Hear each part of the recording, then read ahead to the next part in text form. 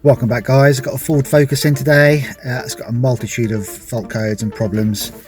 I've got a diagnostic tool on it now. We can have a look and see what's causing this problem. I've got a multitude of fault codes, but for now we're going to go into the instrument cluster.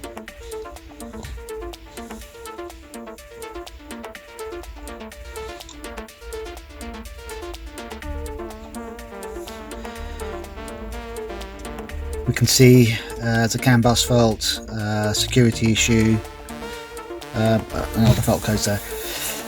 The problem the customer's having is difficulty starting the car. He gets in, turns the key, nothing happens, and then sometimes he'll go back and it starts without an issue.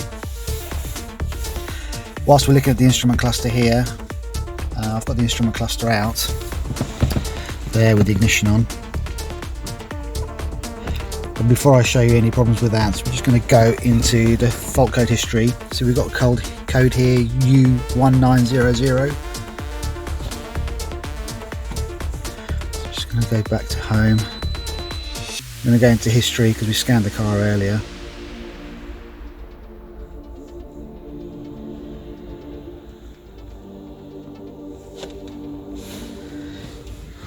So these are some of the history codes. Most of the systems are okay. But in the airbag, we've got a fault code U1900, same fault code we've got in the power steering. We've got the U1900, and we've got it also in the engine management right at the bottom there. So U1900 is a communication fault code. So all the computers in the car act as a network. Pretty much when you go into the office, you've got all these computers talking to one mainframe. It's very similar in the car, so you have communication between system to system to system, and when the systems don't talk to each other properly, you get this similar fault code. So just pop the dash out so we can have a quick look at it. If I turn the ignition on, and if you can just see that the mileage is coming up normally. If I just put my hand behind,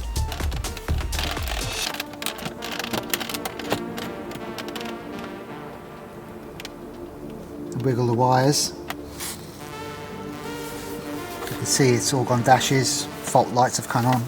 If I try and start the car now, if you can just see that, I'll try. The car won't start. We got immobiliser light flashing right at the top. If I just wiggle the wire again, still got some lights flashing. Starts. The customer complaint was he was having trouble starting the car. Now if I wiggle it again, lost the mileage again.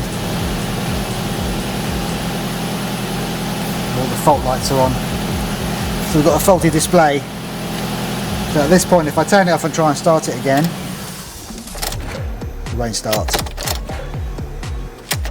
because the immobiliser is active again. Okay. Wiggle the wire, it starts again. So we've got a display problem, which is part of the immobiliser system.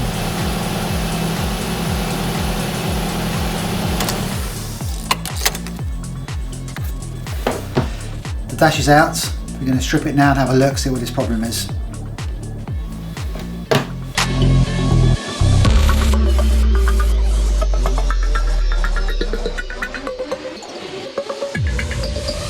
We're going to use masking tape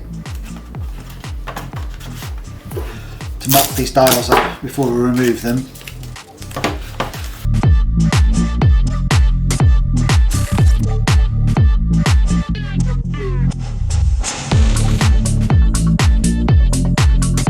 Make sure they're in a stop position,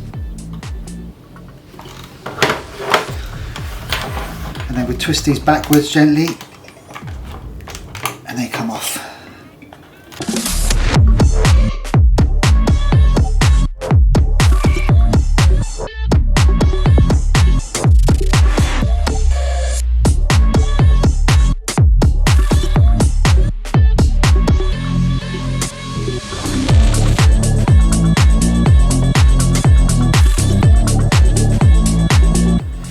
So this is the area we're going to concentrate on, which is at the back where this plug goes in.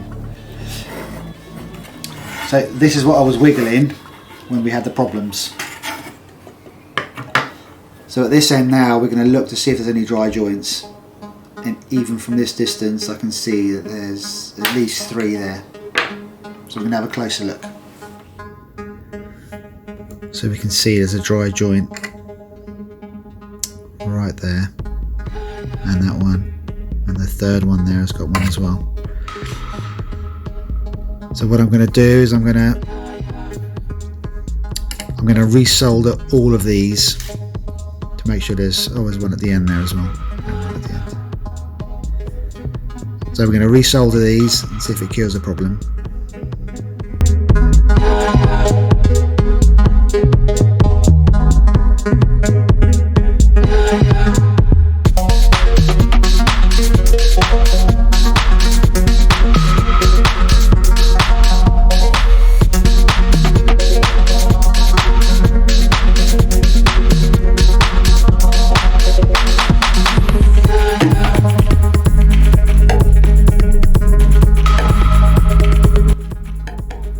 All been resoldered, put it back together and see how it goes.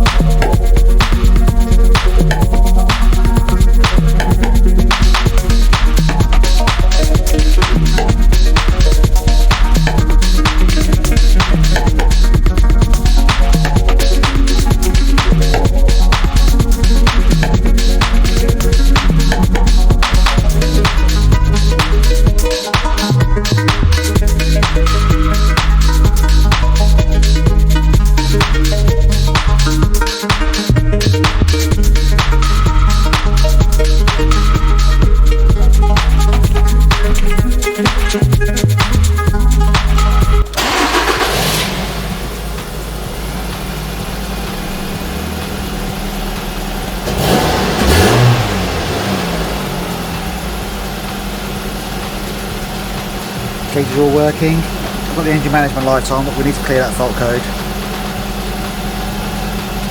Just going to wiggle the wire, see if it's cured the problem.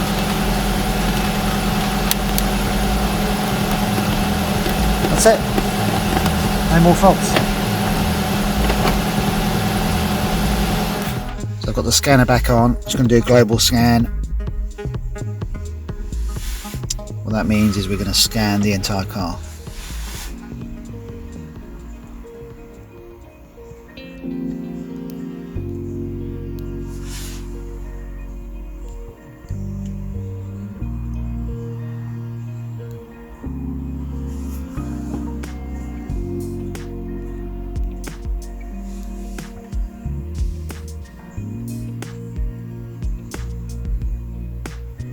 So it's a full scan.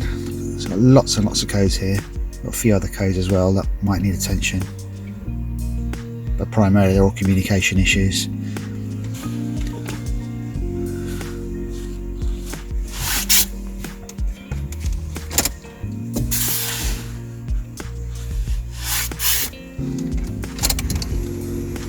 We're going to clear all the fault codes.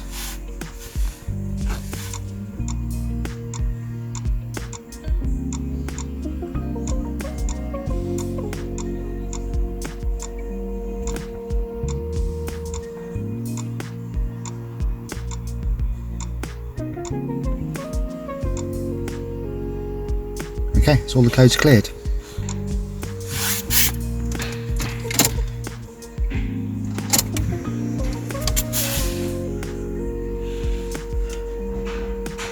Just do another code scan. Make sure everything's been cleared.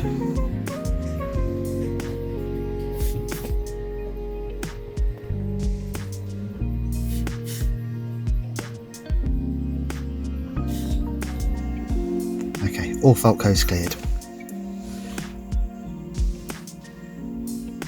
Just going to go into the engine, going to look at the data.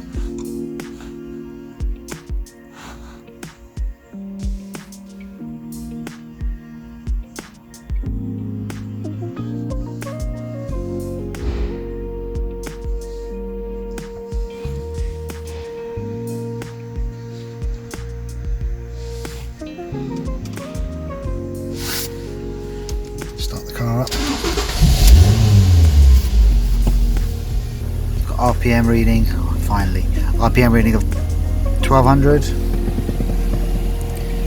and we're about 1200 there.